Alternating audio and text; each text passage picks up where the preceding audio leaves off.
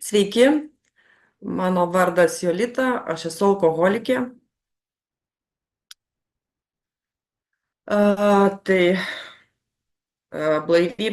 Mano blaivybė yra nuo 2017 metų lapkričio 15 dienos. Tai va, ir aš pastebėjau pirmus požymius savo, man tada buvo 37 metai. Oi, man buvo 44 metai kai aš jau pradėjau eiti blaivybę. O pirmus priklausomybės požymius, kiek dabar atsimenu, aš pastebėjau 37 metų, 2010 metais. Tai vat ir iš tikrųjų mano tėvelis buvo alkoholikas, aš pati medikė ir aš žinojau, kas tai yra priklausomybė ir man visada buvo klausimas, kodėl aš tai padariau. Priklausomybė buvo labai baisi, ten kaip ir knygoje aprašyta, iš pradžių tokie lengvi išgėrimai vakarais buvo.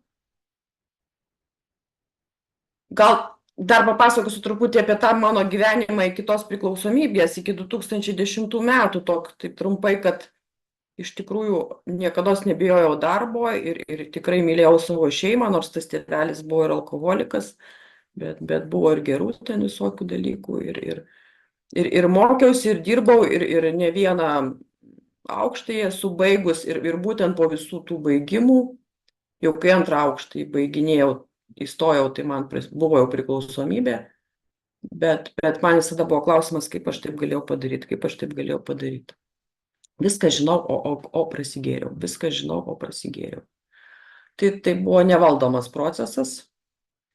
Ir mano charakterio būdas, aš nesu kompleksuota, aš esu pakankamai komunikabili ir tokia kampaneiska, ir užvedanti, ir man nereikėjo to komplekso.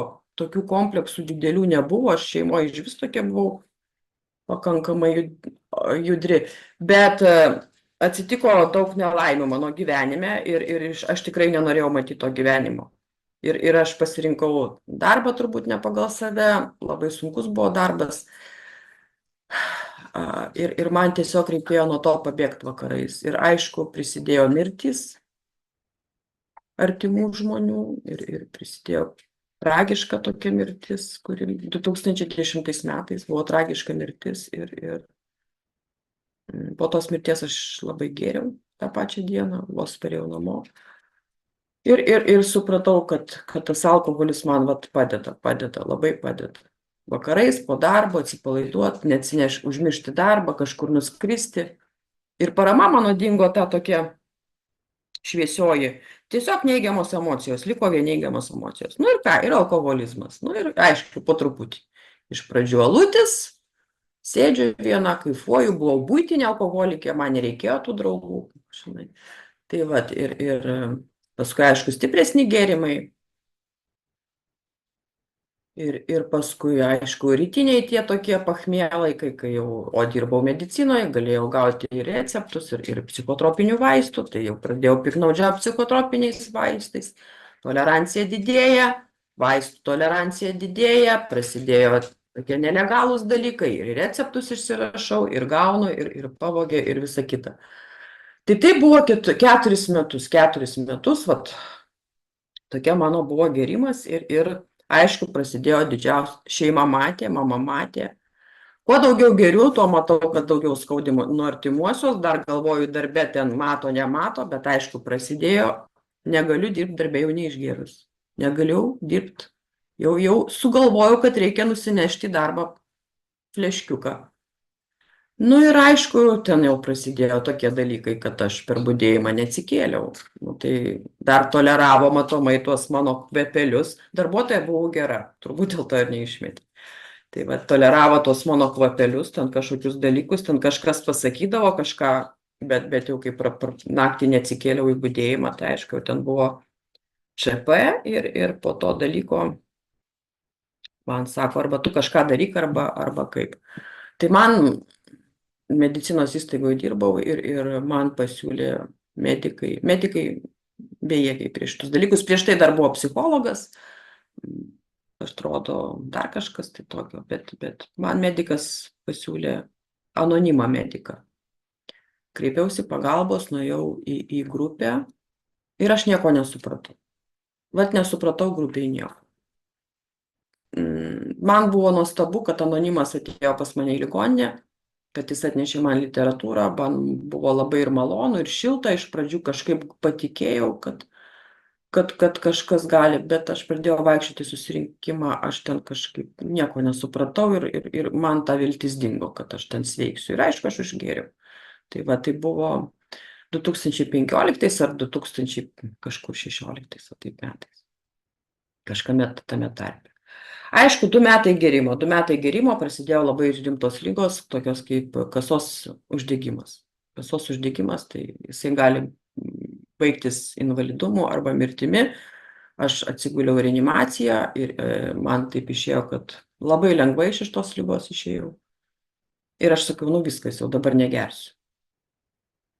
Geriau. Tai kai aš jau supratau, kad aš netgi dėl sveikatos negaliu negerti, kad aš šitoj blaivybėje gyventi negaliu, man viltis visiškai dingo. Ir kas buvo toliau? Nu, degradacija toli. Tai tokia degradacija buvo, kad aš gavau tokią profesiją, aš įgijau tokią profesiją, aš baigiau kažkokius mokslus, o namie jau aš paskutinius 2 metus bijojau jungti skalbimo mašiną, viską už mane darė mama.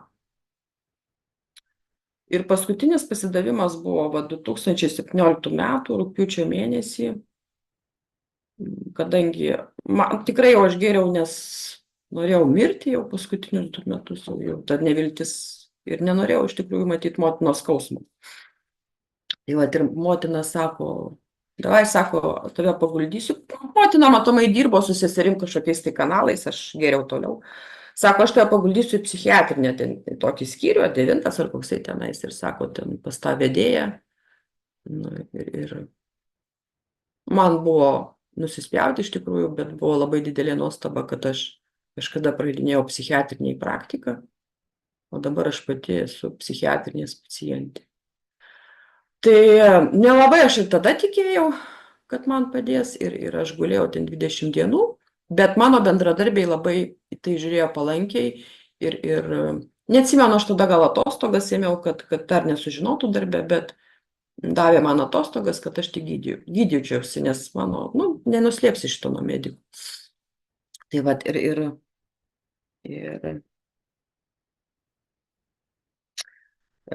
aišku, labai tokį pasmerkiantį žvilgsnį aš gavau nuo tos vedėjos, kad aš medikė nesusitvarkau. Bet man jau tada buvo iš tikrųjų nusispjaut. Darykit su manim, ką norit, aš tik mirt noriu. Tai ką aš dariau psichiatriniai? Kažkas ten vykdavo, kažkas tokio drebėjau, aš ten nuo vaistų mane atpratino, gan lengvai, labai per 3 dienas, sako, tu taip greit atpratai nuo vaistų, sakau, atpratau. Bet nebuvo man tų lomkių, abstinencijos, bet aš ten tik rūkiau, vaikščiau kaip zombis, ten socialiniai išvesdavo į kiemą, tai aš galvoju, o blemba, kiek aš laiko nemačiau ten tų lapų, kad yra kiemas, kad yra kažkoks maistas, kad aš galiu valgyti neišgėrus, be alkoholio, nes aš jau kalbėti negalėjau be alkoholio, aš nieko negalėjau daryti. Ir valgyti pas mane apetitas nebuvo, man turėjo, išgėriau alkoholio ir tada tas maistas turėjo gauti kažkokį skonį, ten jisai stora, aš buvau 107 kilogramai, tai turėjo būti jisai riebus, aštrus, surus, kad aš jausčiau skonį, o paskui jau pas mane kažkurio metu jau blaivybė atsirado, kad aš ir vaisių skonį jaučiu, tai tokie sulčių skonį kažkokį. Tai va tokia patirtis ir toj psichiatriniai aš supratau, kad aš išeisiu vis tiek gersiu. Bet toj psichiatriniai buvo toks vienas dalykas, kuris mane užkabino labai. Tai buvo psichiatras ir jis man davė, iki to jau aš buvau susipažinusi ir tą knygą, anoniminiai alkoholikai, buvau pavarčius ir dar kažkokias tai knygas prieš, kai lankiau tą anoniminę grupę, bet man ten davė dar paskaityti Nematomas dramblys, tai man ten kaip nuostabos ir nepadarė tą knygą, bet psichiatras mane sako, rašyk žingsnius ir skambink į Minesotą. Ir jisai tada Antrą kartą aš pasieteinu, sako, skambina į Minesotą, sakau, ne. Trečią kartą skambina į Minesotą, sakau, ne. Ir sako, tai tu savižudė, sakau, nu taip. Nu, man tada dar noro gyventi nebuvo. Nebuvo noro gyventi, aš žinau, kad aš išeisiu, gersiu. Va šitą žinojau. Nu ir atėjo tas, bet tas jau kažkas buvo pasėta, tas anoniminis judėjimas, tas psichiatras, jisai irgi anonimas pasirodo, paskui supratau aš. Ir noras turbūt, ir kažkokia viltis atsirado, nežinau, kažkas susijęs su Minesota. Kažką pradėjau daryti. Nu, galvoju, nu, dar nemiriau, nu, dar kažkoks yra šansas.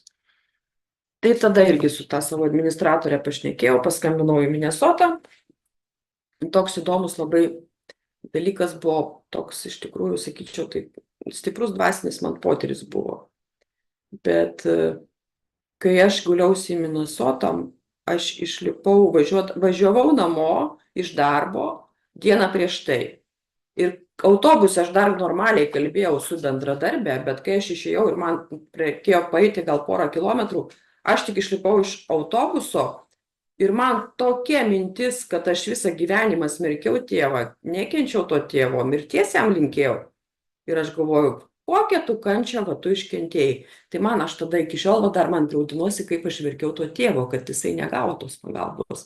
O aš jau supratau, kad aš tą pagalbą turiu. Va tuo momentu. Ir ant kitos dienos aš nuvažiavau į Minesotą, nors dar tą dieną, aš atsimenu, gal aš 50 gramų išgėriau ar kiek, bet aišku, kvapo to nebuvo, nes jau alkoholio dozės buvo labai sumažėjus netgi, nu, po tos psichiatrinės. Tai lapkričio 15, pirmą dieną buvau Minesotoje ir pas mane dingo noras gerti. Tai pamatė mano artimieji. Ir ant kiek jie lankė mane psichiatrinėje ir matė, ant kiek aš esu palūžusi ir kiek man reikia, kai aš atsigriau į Minesotą, motina net per telefoną suprato, kad manęs jau nereikia lankyti, kad aš jau kažką turiu. Tai va tas va dvasinis potyris tiesiog buvo kažkoks stebuklas, kad man, sakau, nežinau, kas tai buvo. Atleidimas galbūt tėvui, supratimas kažkoks. Tai va tas va kažkas, tai tą jo kančią pergyvenau ir stebuklas įvyko. Nu ir paskui tas veikimas Minesotoje, aišku, ten su tą programą supažindino, tai aš buvau labai motyvuota. Bet čia tęsiasi kita tokia istorija mano jau draugijoje. Tai aišku, pradėjau lankyti tos susirinkimus. Atėjo, supažindino, aišku, Minesota ten siunčia į grupės, pažindina su grupėm, labai ten viskas okei. Su žingsniais pirmutiniai supažindina, psichokorekcija, psichoterapija, socialiniai darbas man tikrai Vilniaus Minesotoje labai profesionalus, man labai padėjo. Ir ką, jau Minesotoje aš pasigavau ten vieną moterį, anonimę, jinai ateidavo pas mus dalintis, sakau, gal tu gali būti mano globėja. Nu, sako, tu dar pavaikščiok, tu dar pagalvok, tu dar. Nu, aš kažkodėl tai pagalvojau, kad jinai manęs ar nenori, ar dar kažkaip tai, bet aš jau neatsimenu, kaip ten buvo, aš ją dar kažkada tai buvau sutikus, bet aš taip už jos ir neužsikabinau. Tai 8 mėnesius vaikščiau į grupės ir nėra tos globėjos, ir nėra tos globėjos, ir nėra tos globėjos. Nu tai ką aš padariau, kažkaip tai vis verkiau. Sako, ai, nu tai va taip pasako, va tą globoja, sako, eik pas ją. Okei, palaukiau, aš nuėjau pas tą moterį po susirinkimo, sako, okei, sako, aš tave pravesiu greituoju būdu. Okei, sakau, einam, nu kai pravesi, tai pravesi, o ką aš žinau, aš tuščia. Vat pas mane buvo tas pasidavimas, aš žinau, kad aš turiu būti tuščia, man jau tai kažkada tai įkalė. Tas pasidavimas dar iš to buvo, kad, nu, iš tikrųjų, aš daug žinau apie alkoholizmą, apie tą ligą, apie tą priklausomybę, apie tos psichologinius ir mano gyvenimo patirtį su tėvu alkoholiku. Tai va, ir tą žinojimą aš turėjau nubraukti. Okei. Einam toliau. Pradėjom dirbti pagal šitą anoniminių alkoholikų knygą. Bet toks įdomus, va dabar aš suprantu, ten tas metodas buvo toksai, kad rašomas tik 4. ir 8. žingsniai. Pasiskambinau kiekvieną vakarą, kas man iš tikrųjų labai paprasta buvo, kadangi darbą disciplinuotai, nu, tai man ten nusistatyti žadintuvą ir paskambinti, okei, prisistatyti, viskas okei, be problemų. ten kažkaip mes ir skaitydavom, nes tai buvo jau 2018 metais, nelabai ir pamenu. Ir rašėm 4 ir 8 žingsnius. Ir aišku, daug dalykų su tuo metodu nebuvo išsiaiškinta apie baimės, apie egoizmą, apie egocentrizmą. Tikrai buvo kažkas tai su Dievu tai surišta, nors tas Dievas pas mane ir taip jis katalikiškai pakankamai toje aplinkoje, aš augau visą laiką, kažkoks pasitikėjimas, tikėjimas, kad jis yra vis tiek kažkur aš mačiau, bet kad jisai man ten gali kažką pareguliuoti ir padėti, bet šito tai aš kaip meldžiausi kiekvieną rytą ir buvo man tas supratimas, kad jis mane saugo ir kartu buvo užeidavo tas nepasitikėjimas, kai aš viena, kai man baisu ir visa kita. Tai tas viskas maišėsi. Tai va, ir tada mes pabaigėm knygą, tai netgi mes neskaitėm ten toliau, visos knygos tikrai neskaitėm, tos, be lietuviškų tų pasidalėjimų, kur lietuviškai pas mus yra. Tai kažkiek mes paskaitėm, baigėm tuos žingsnius ir aš supratau, kad aš tikrai negalėsiu globot, nes aš tuščia. Aš po tos programos buvau tuščia. Su žingsniais man dar tada reikėjo. Tai ką aš tada dariau? Tai aš tada galvoju, paėmiau 12, nusipirkau ten tą knygą tokią teologinę, psichologinę, ten apie pavydą, apie pyktį, pagal tai nagrinėjau. Galvoju, tokią žinią perdavė, kad globot negalėsiu, tai negalėsiu, nes tikrai nesupratau tuose žingsniuose nieko. Paskui galvoju, dar SAF knygą paėmiau, dar tenais galvoju, aš ir alkoholiko vaikas, ir tenais dar pavaikščiau.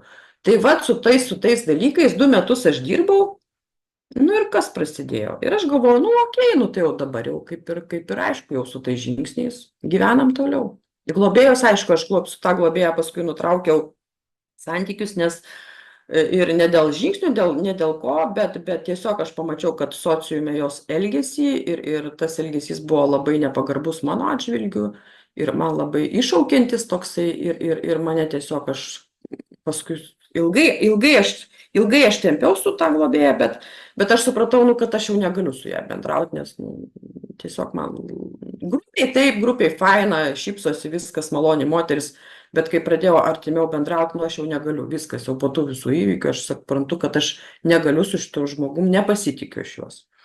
Ir aišku, gyvenu toliau, aišku, mano artimieji irgi sako, mestų, sako, tu išvis tos anonimus, sako, taip, sako, jeigu jie tau taip ėda nervus, tai sako, mestų juos. Tai kažkiek laiko aš prasidėjo COVID-as ir aš neprisijungdavau ir online. Prasidėjo mano santykiai. Susiradau žmogų, labai patiko, mes pradėjom bendrauti viskas.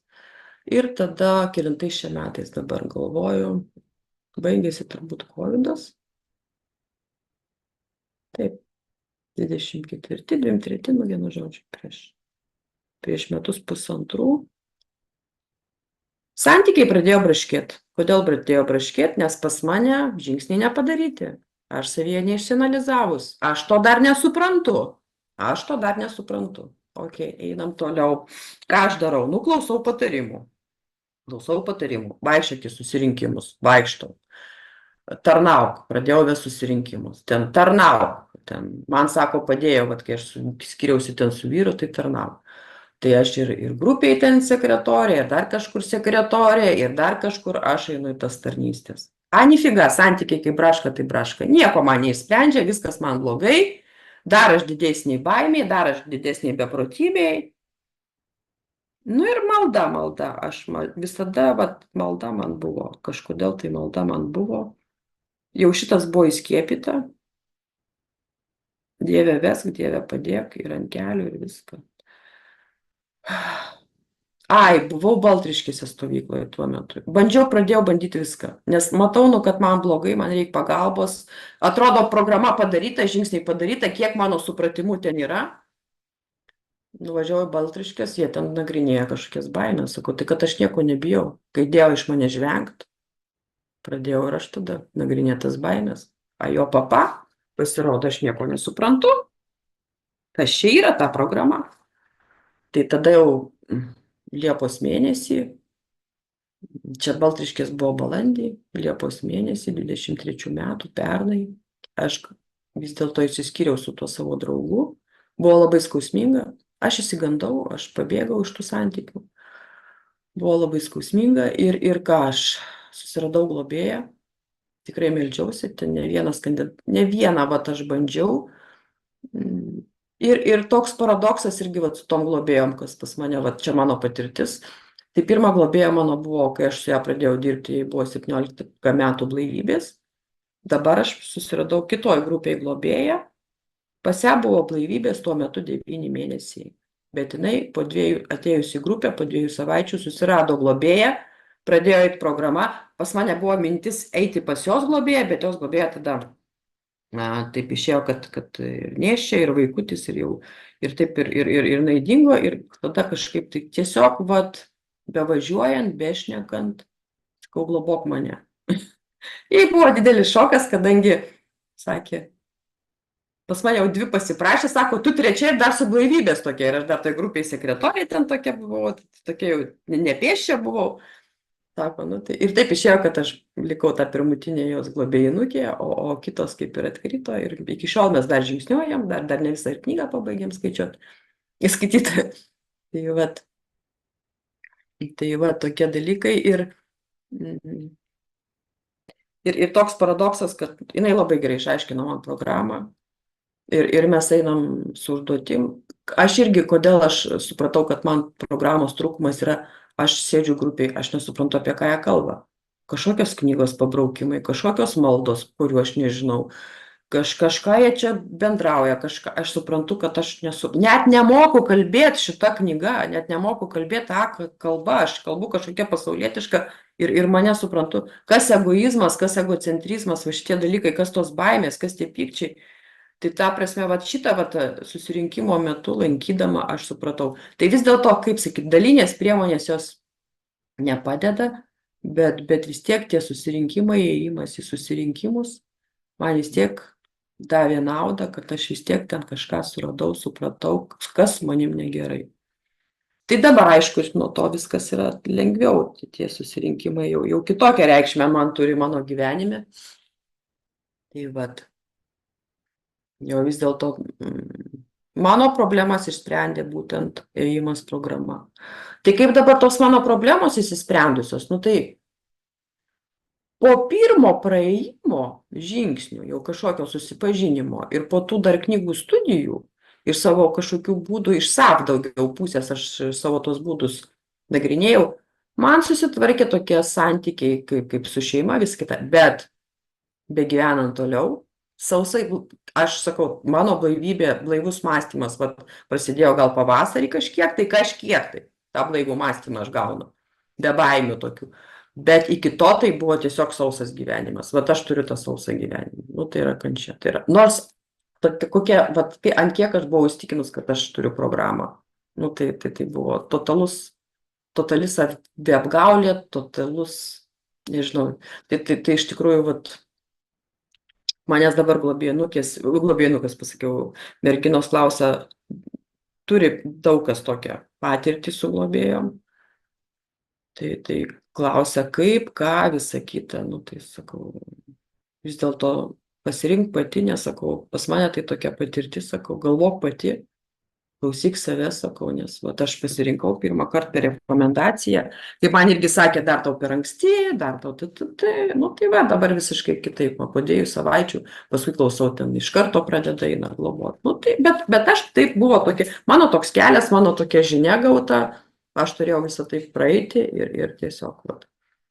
Tai va, ir šiai dienai, žinoma, vėl buvau susipykus su šeima, tai su šeima pasitaisė santykiai ir su tuo savo žmogumi irgi tokie santykiai, aišku, jie taisosi, palyginus jie šilti dabar, nors buvo tokie iš vis buvo, nenorėjo žmogus su manim ir bendrauti. Tai vat, aišku, pakeičiau darbą, nes tas senas darbas irgi vat, buvo nepabaigti dalykai. Kažką supratau, kažko ne iki galo nedadarau. Tai jau dabar atsirado ryžtas, dingo baimė pakeisti darbą. Nuėjau į kitą kolektyvą, daug tokį sąmoningesnį, mažesnį, kur man labiau tinka. Jau aš žinau savo jėgas, jau aš pradedu save suprasti, kad man aš negaliu panešti tiek, kiek man reikia, kiek iš manęs nori. Jau aš statau tokias dalykas, ne. Šiandien mama irgi, vat, grįžau iš Moskau, mama, nu aš neišsimiegu pas tave. Sesuo paprašė, kad aš nuvažiuočiau, panakvočiau. Sakau, tai gal randam kažkokį kompromisą, sakau, tai gal tu man, jeigu kas blogai, sakau, nuskambink naktį, sakau, aš atvažiuosiu, paimsiu taksi, sakau. Tai va tas jau nebijojimas kalbėti. Visa kita anksčiau buvo taip, nukertu. Aš iš vis tokias, man asmeniškai, kaip mano mamai reikia žmonių, tai man asmeniškai yra didelis komfortas gyventi be žmonių, bet yra kita pusė, be žmonių irgi gali tam tikrą laiką, vis tiek turi eiti į sociumą, turi eiti į darbą, turi rasti bendravimą, kompromisus, tai ta A draugija tikrai tą kelią man į tą sociumą labai padeda. Į grupę, tai išvis ten pas mus treneriai tokie, ten išvis sakau, nueini, tai pastoviai gauni pamokų, pastoviai gauni trenerių, mokytojų ir kaip elgtis. Ir man asmeniškai labai lengva bendrauti su tokiais sveiko mąstymo žmonėmis, kurie tolerantiški, kurie tas neįžeis, ir aišku, visai kas kita yra bendrauti su žmonėmis, kurie įžeidinėja, žemina, o bendrauti vis tiek reikia, nes tai yra kolegos darbe ir galų gale tokių yra ir grupėje, ir mokaisi. Tai turbūt gal tiek šiai dienai, gal klausimų tada. Ačiū, kad išklausėte.